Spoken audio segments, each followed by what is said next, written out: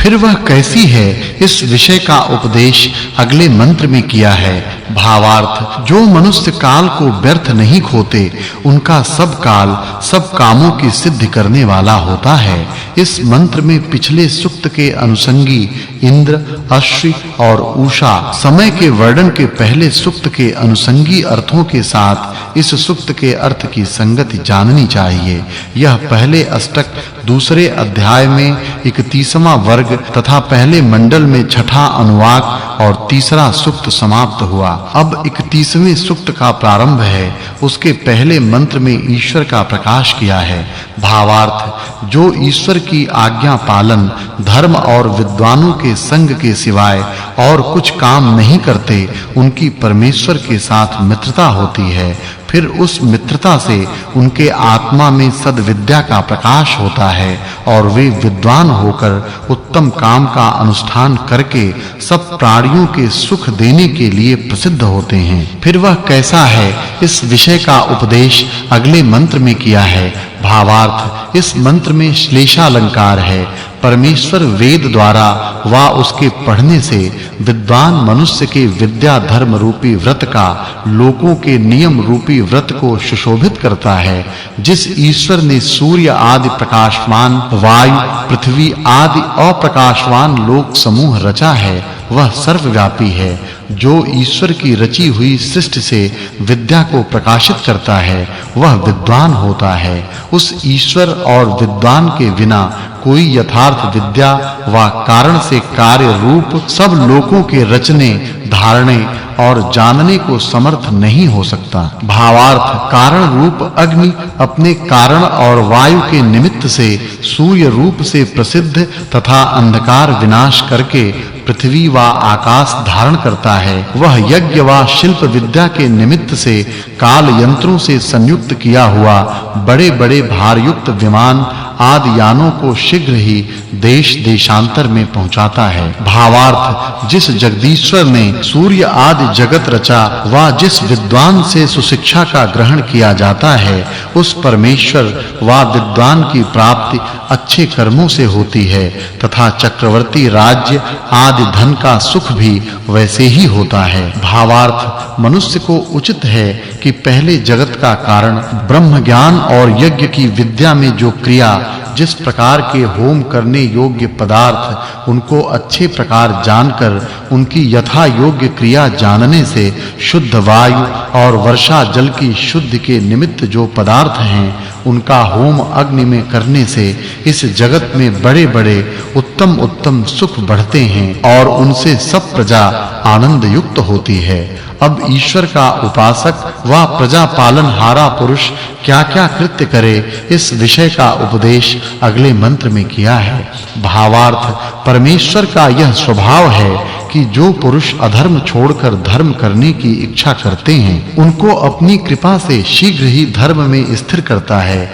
जो धर्म से युद्ध व धन को सिद्ध करना चाहते हैं, उनकी रक्षा कर उनके कर्मों के अनुसार उनके लिए धन देता और जो खोटे आचरण करते हैं, उनको उनके कर्मों के अनुसार दंड देता है। जो ईश्वर की आज्ञा में वर्तमान धर्मात्मा थोड़े भी युद्ध के पदार्थों से युद्ध करने को प्रवृत्त होते हैं, ईश्वर उन्हीं को विजय देता है, औरों को नहीं। फिर वह ईश्वर जीवों के लिए क्या करता है, इस विषय का उपदेश अगले मंत्र में किया है। भावार्थ, जो ज्ञानी धर्मात्मा मनुष्य मोक्ष पद को प्राप्त होते हैं, उनका उस समय ईश्वर ही आधार है। जो जन्म हो गया वह पहला, और जो मृत्यु व मोक्ष होके होगा वह दूसरा, जो है वह तीसरा, और जो विद्या व आचार्य से होता है वह चौथा जन्म है। ये चार जन्म मिलके एक जन्म जो मोक्ष के पश्चात होता है,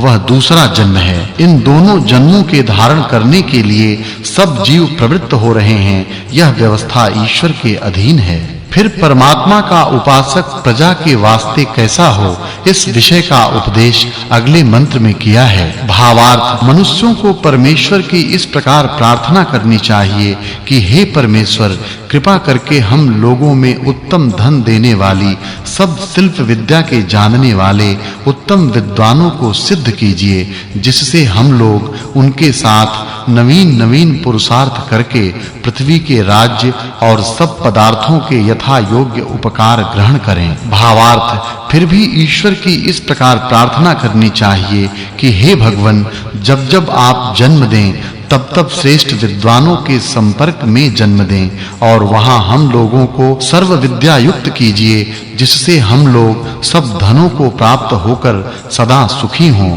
भावार्थ, जैसे पिता संतानों द्वारा मान और सत्कार करने के योग्य है, वैसे प्रजाजनों द्वारा सभापति राजा है। फिर वह कैसा है और क्या करे, इस विषय का उपदेश अगले मंत्र में किया है। भावार्थ, ईश्वरोक्त व्यवस्था करने वाले वेद शास्त्र और राजनीति के बिना प्रजा पालनहारा सभापति राजा प्रजा नहीं पाल सकता और प्रजा राजा के अज्ञ संतान के तुल्य होती है। इससे सभापति राजा पुत्र के समान प्रजा को शिक्षा देवे। अगले मंत्र में भी सभापति का उपदेश किया है। भावार्थ, सभापति राजा ईश्वर के जो संसार की धारण और पालना आदि गुण हैं, उनके तुल्य उत्तम गुणों से अपने राज्य के नियम में प्रवृत्त जनों की निरंतर रक्षा करे। अब अगले मंत्र से भौतिक अग्नि गुण युक्त सभा स्वामी का उपदेश किया है। भावार्थ, इस मंत्र में उपमा अलंकार है। जैसे विद्यार्थी लोग अध्यापक अर्थात पढ़ाने वालों से उत्तम विचार के साथ उत्तम विद्याओं का सेवन करते हैं, वैसे तू भी धार्मिक विद्वानों के उपदेश के अनुकूल होके राजधर्म का सेवन करता रह। भावार्थ, इस मंत्र में उपमा अलंकार है।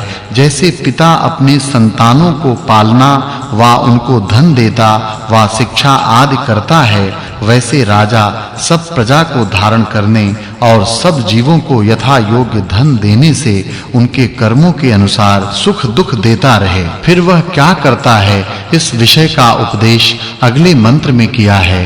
भावार्थ, इस मंत्र में उपमा अलंकार है।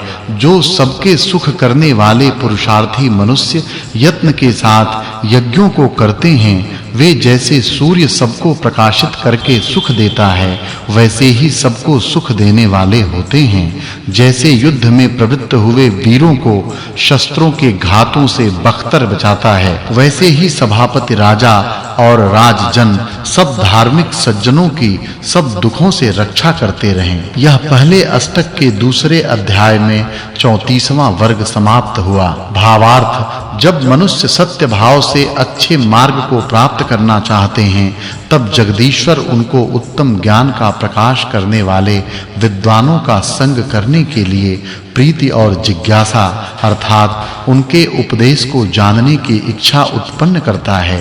इससे वे श्रद्धालु हुए अत्यंत दूर भी बसने वाले सत्यवादी योगी विद्वानों के समीप जा उनका संग कर अभिष्ट बोध प्राप्त कर धर्मात्मा होते हैं। भावार्थ, जिन मनुष्यों ने विद्या, धर्मानुष्ठान और प्रेम से सभापति की सेवा की है, वह उनको उत्तम धर्म के कामों में लगाता है। फिर वह कैसा है, इसका प्रकाश अगले मंत्र में किया है।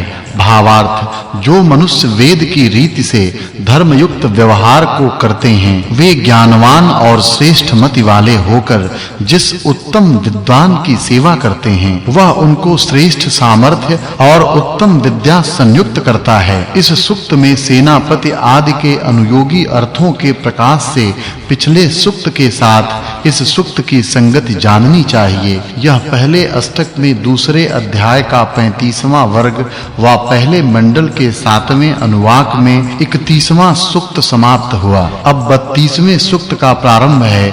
उसके पहले मंत्र में इंद्र शब्द से सूर्य लोक की उपमा करके राजा के गुणों का प्रकाश किया है। भावार्थ, इस मंत्र में उपमा अलंकार है। ईश्वर का उत्पन्न किया हुआ यह अग्निमय सूर्य लोक जैसे अपने स्वाभाविक गुणों से युक्त अन्नादि प्रकाश, आकर्षण